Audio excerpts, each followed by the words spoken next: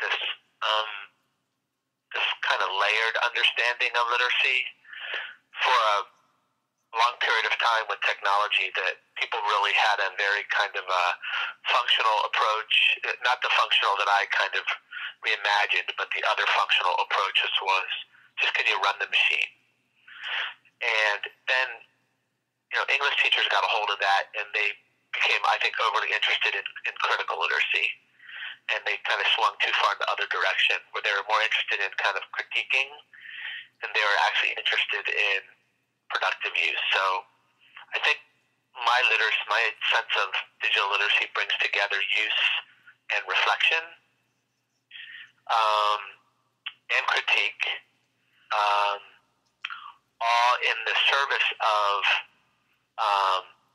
some kind of action that writing is always a literacy, and critical in a kind of conspiratorial way, rather than in a just kind of a more reflective way. I don't say the biases in technology is. I think my experience with people who develop systems is that they're very well intentioned people, but they just come at things with a kind of perspective that we need to think about in the same way that we come at the work that we do with our own kind of perspective. So I think the bias is not something to be avoided. I think it's just a natural part of what we do, and a big part of literacy is just kind of understanding that these human designs are naturally biased.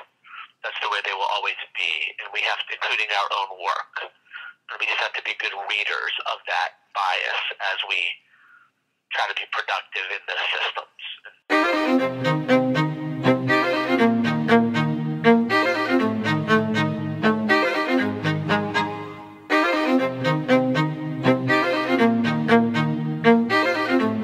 I was thinking of Marilyn Cooper's work.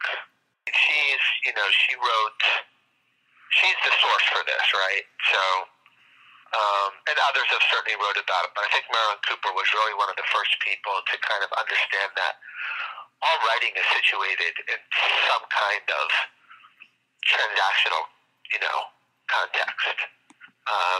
Most writing that we do tries to get something done, whether or not we are, feel motivated in those ways. Actually, the point of all writing, and basically the world gets understood and mediated through writing activities and other kinds of language activities.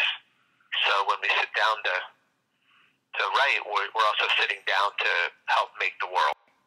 So I think I'm borrowing that largely from Marilyn Cooper's sense of writing as social action.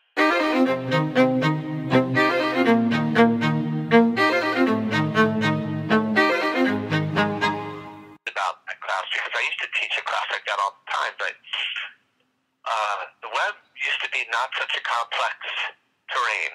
It wasn't that hard to learn HTML. Websites were bad, and so we could bring badly designed, so we could bring a design sensibility to them and talk about how communication is as important as kind of the code behind the site. And I think that's true, but I think the problem today is that students look at sites like Amazon.com all day. Those sites are not put together by English teacher hackers who know a little bit about HTML. The features of those sites that to users appear to be very simple are actually very complex on the back end. So I've lost confidence, actually, in my ability to kind of teach a whole course in web design. I could, base it in a blogging platform or a wiki platform where, much of the framework's already created. But I don't think I could sort of from scratch anymore have them take like a web development environment and work in it, and come out with examples that I think will be satisfying, I think, to them.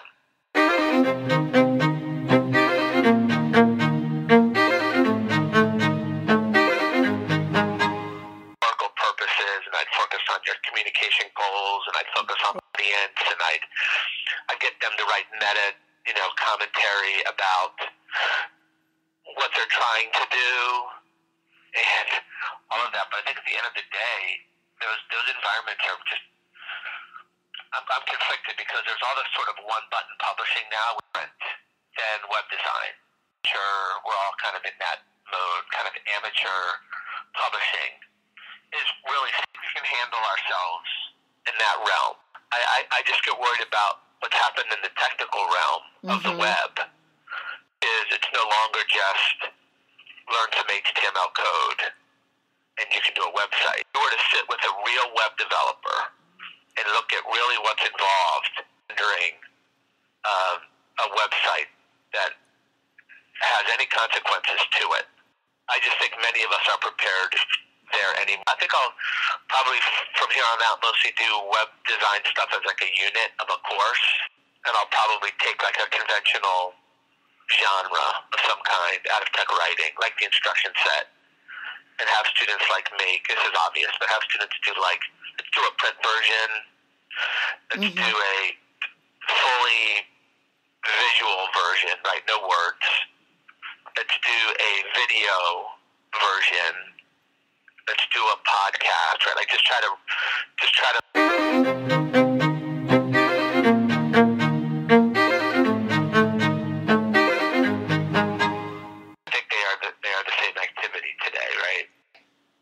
podcast or anything else. So if you can't run the software, you can't write the text. So I think they're the same activity, and I think we're dealing with the ongoing problem of a crowded curriculum. I think we're too apologetic often for our,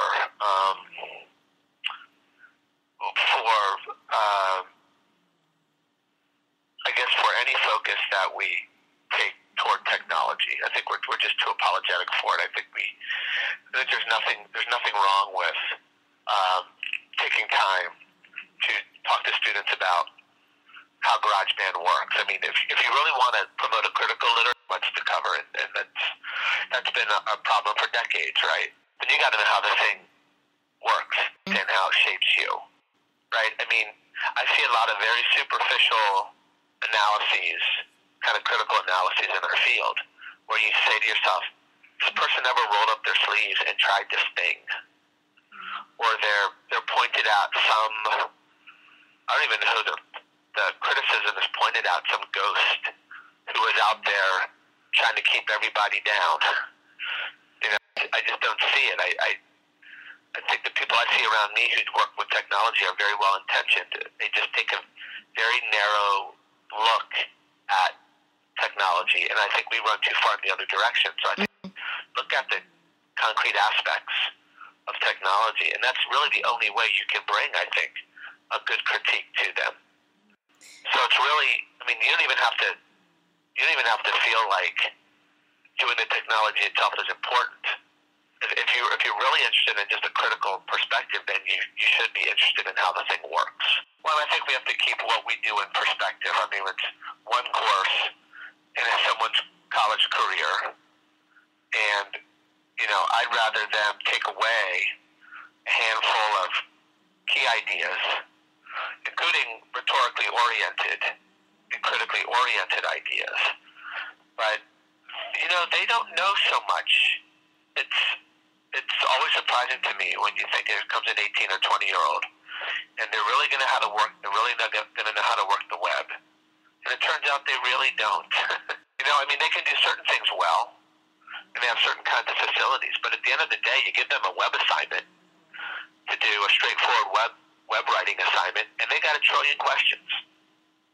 And of course, they don't know the local context very well. So how does our institution support web design? What's in labs? How do you work with servers? All that kind of local knowledge they still have to build up. So I think we still, we're not at a point yet where I think undergraduate students are really kind of leading the charge on this stuff. I still see a lot of students who need as much help with web-based assignments as they need with kind of any other assignment. I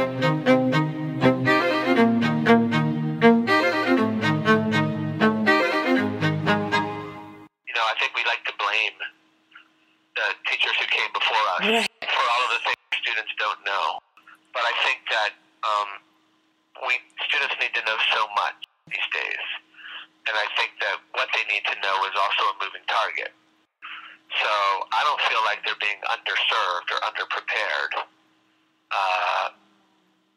in their previous experiences. And so I just feel like when they show up, I think we work with what we have, and we always have something slightly different in front of us. And I think college teachers need to be sort of flexible about that. And maybe we need to do a little more diagnostic work, which I do talk somewhat about in Multiliteracies, where I do some of this, where first week of class I try to get a sense of where students are at with these different things. So we used to do that all the time with the writing. First day of class, we'd give people a writing diagnostic just to get a sense of where the class was, so we know where to start. And I think we could do something along the lines of a technology diagnostic. See where the class is at. I think I would attempt to include kind of different things from that full framework in the book.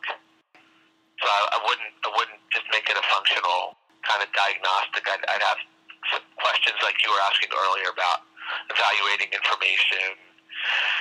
Even give them something like a basic web page and ask them, how does this work?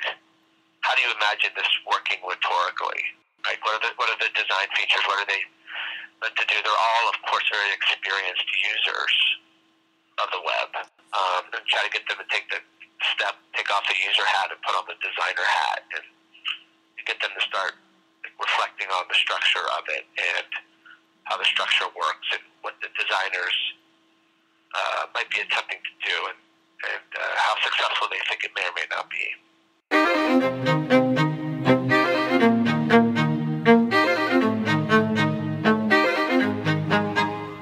I think the key is, I'm not the only one to say this either, I think the key is to, students have a lot of communication channels in front of them, and they sort of have them in front of them simultaneously. So, if a teacher assigns a traditional academic essay, and of course they need to think about how to write one of those, but they're going to be in a lot of situations in school and out of school where they can choose the kind of communication that they want to write, and we have to help them figure out how to make those choices. So when is it better to do a email message versus an instant message? When is it better to pick up the phone? Is it better to write informal? And then within those choices, how does one write an effective email message, etc. So I see our job as helping students make decisions about all the different communication choices that they have, which really have proliferated this before. Students are writing more than ever before. They're practicing their writing more. They're engaged in writing more. And more doesn't have to be better, but most people who are involved in a craft like writing think that kind of routine practice is one important aspect, and I think it's safe to say that without social media, people would be getting less practice. Good luck with everything, and thanks for the words about the book. Yeah, happy to do it. Thanks for getting